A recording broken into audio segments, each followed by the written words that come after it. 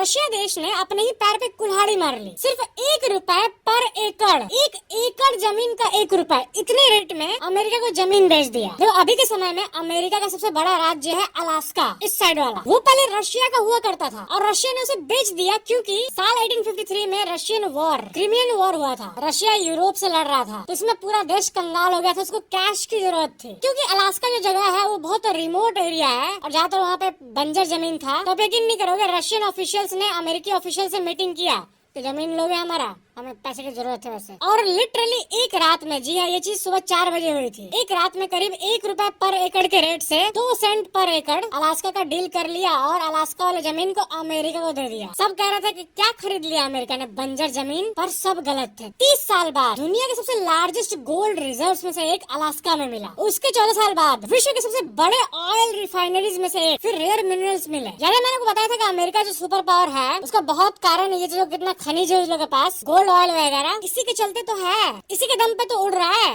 तो अगर रशिया ने अलास्का को ना बेचा होता तो शायद रशिया अमेरिका से बड़ा सुपर पावर होता अभी। क्योंकि माना कि उस टाइम वॉर के चलते पैसा कम था, लेकिन जमीन का तेल तो कभी ना कभी तो डिस्कवर हो ही जाना था ना, बस वक्त की बात थी, है ना। एक फ्रोजन वेस्ट लैंड, फालतू लैंड जैकपॉट निकल गया ₹1 पर एकड़ के रेट में। लाइक सब्सक्राइब जरूर करना।